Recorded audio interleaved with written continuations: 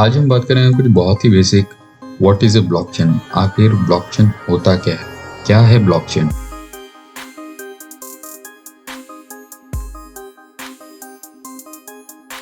स्वागत है आपका ऑल्ट कॉइन इंडिया पे। और यहाँ पर हम alt coin, crypto currency, blockchain technology, NFT, metaverse, इन सब के बारे में डिटेल में बात करते हैं। ऑल्ट कॉइन और ब्लॉकचेन रिलेटेड सारे टेक्नोलॉजीज, न्यूज़, अपडेट्स, ट्यूटोरियल्स, इन सब के लिए चैनल को सब्सक्राइब करना मत भूलिएगा। और हम इस तरह की वीडियो अक्सर लाते रहेंगे आपके लिए। याद रखिए, ये वीडियो आप इंफॉर्मेशन और एजुकेशन पर्पज से ही देखिएगा। हम किसी भी तरह से आपको किसी भी इन्वेस्टमेंट या फाइनेंशियल एडवाइस नहीं दे रहे हैं। तो बिना किसी देरी के चलते हैं आज के वीडियो की ओर और जानते हैं ब्लॉकचेन आखिर होता क्या है। तो ब्लॉकचेन जानने से पहले हम जानेंगे कि ब्लॉक होता क्या है। अगर हम इसे आसान परिभाषा में बोले तो ब्लॉक कलेक्शन ऑफ रिकॉर्ड्स को कहते हैं, जहाँ पे सारे रिकॉर्ड्स को इकट्ठा करके रखा जाता है। एग्जाम्पल के तौर पे अगर हम बिटकॉइन को ले और बिटकॉइन के डेटा को अगर हम ध्यान से देखें तो ये ज़्यादा कुछ नहीं बट लिस्ट ऑफ ट्रांजैक्शन ही है। सरल भाषा में लेन देन के रिकॉर्ड्स। इसका मतलब ये है बिटकॉइन में सारे ट्रांजैक्शन के रिकॉर्ड्स रहते हैं। जैसे रवि ने सीता को 50 रुपये दिए, सीता ने रवि को 100 रुपये दिए, इत्यादि। अगर हम इथेरियम के बारे में बात करें तो इसमें ट्रांजैक्शन के साथ स्मार्ट कॉन्ट्रैक्ट भी पिक्चर में आ जाते हैं। अब स्मार्ट कॉन्ट्रैक्ट होते क्या हैं, इसके बारे में हम किसी अगले वीडियो पे डिटेल पे बात करेंगे। आज हम इस वीडियो को सिंपल रखना चाहते हैं, तो आज हम बस बिटकॉइन और सिर्फ ट्रांजैक्शन का एग्जांपल लेंगे। तो बिटकॉइन के ब्लॉक में ज़्यादा कुछ नहीं, लेन देन के रिकॉर्ड्स है। इन्हें हम लेजर भी कहते हैं। अगर आप पूछें कि लेजर होता क्या है, अगर हम इसे सरल भाषा में बोले तो लेजर ज़्यादा कुछ नहीं। आपको याद होगा बचपन पे जब आप सामान खरीदने किराने की दुकान जाते थे तो किराने वाला अपने खाते पे हिसाब दर्ज कर लेता था। इसी खाते को लेजर कहते हैं। तो बिटकॉइन के रिकॉर्ड को हम लेजर भी कहते हैं। और याद रखिए, सारे ब्लॉक के लिमिटेड स्पेस ही होते हैं। अगर हम बिटकॉइन के बारे में बात करें तो एक ब्लॉक पे लगभग 1500 ट्रांजैक्शन रहते हैं। जब ये ब्लॉक भर जाते हैं तब हम इन्हें नेटवर्क पे ऐड कर देते हैं। अब आप सोच रहे होंगे कि हम इसे नेटवर्क पे ऐड कैसे करें। अब पिक्चर पे आ जाता है माइनिंग। और बिटकॉइन का जो मॉडल है वो प्रूफ ऑफ वर्क है, यानी कि आपको प्रूव करना पड़ेगा कि आपने माइन किया है, जो हमें अब ले आता है हैश पे।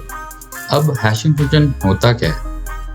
हैशिंग फंक्शन को हम ज़्यादा कॉम्प्लिकेट नहीं करेंगे, जबकि हैशिंग फंक्शन के अंदर काफ़ी ज़्यादा गणित लगा रहता है। बट इस वीडियो को सरल रखने के लिए बस आप इतना जान लीजिए, हैशिंग फंक्शन एक सिस्टम है जहाँ पे आप कुछ इनपुट देते हैं और उसके आउटपुट में आपको एक लंबा चौड़ा हैश मिलता है।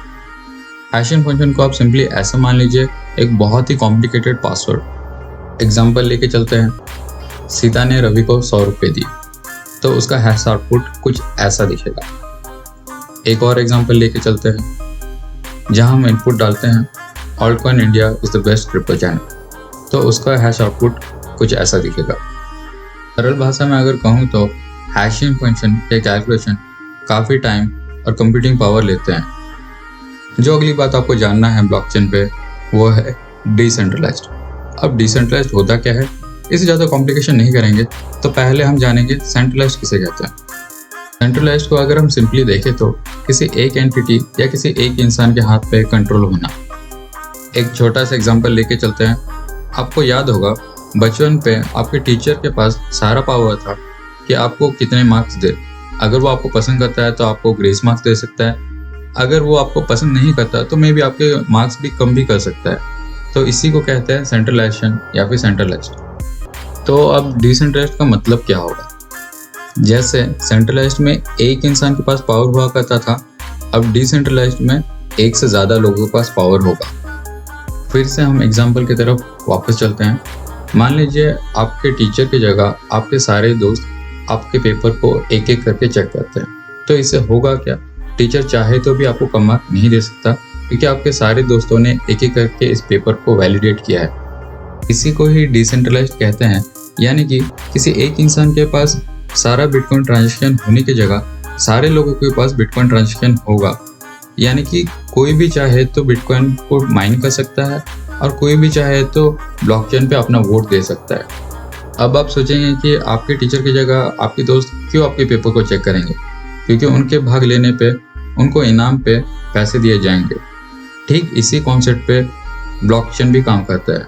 जैसे ही आप ब्लॉकचेन नेटवर्क पे हिस्सा लेते हैं तो आपको माइनिंग के जरिए आपको रिवॉर्ड पे बिटकॉइन मिलता है। कि ब्लॉकचेन पे आप कुछ भी लिखते हैं या ट्रांजेक्शन करते हैं वो हमेशा के लिए ब्लॉकचेन पे रिकॉर्ड हो जाता है। यानी कि ये टेक्नोलॉजी हमें काफ़ी मदद कर सकती है ट्रांजेक्शन पे, वोटिंग पे या फिर प्रॉपर्टी पेपर्स पे भी। तो फिर एक छोटा सा रिकैप कर लेते हैं। हमारे पास ब्लॉक है जिसमें लिस्ट ऑफ ट्रांजेक्शन है। उसके बाद हमें पासवर्ड या हैश ढूंढना पड़ता है जो कि माइनस करते हैं हैश फंक्शन एल्गोरिदम यूज करके। एंड जैसे उन्हें सोल्यूशन मिल जाता है उस सोल्यूशन को वो पिछले वाले ब्लॉक के साथ जोड़ देते हैं जिससे एक लिंक बन जाता है जिससे हम कहते हैं चेन। इसी रीजन की वजह से हम इसे ब्लॉकचेन कहते हैं। होप करता हूँ आपको आज कुछ नया सीखने को मिला और सरल भाषा में ब्लॉकचेन का मतलब समझ में आ गया होगा। और अगर आपको ये वीडियो पसंद आया तो लाइक कीजिए, शेयर कीजिए, सब्सक्राइब कीजिए। हमें इस तरह का वीडियो बनाने में काफ़ी मेहनत लगती है और आपके एक लाइक सब्सक्राइब की वजह से हमें काफ़ी मोटिवेशन मिलता है। तो प्लीज़ लाइक एंड सब्सक्राइब। तब तक के लिए स्वस्थ रहिए, खुश रहिए और मिलते हैं अगले वीडियो पे।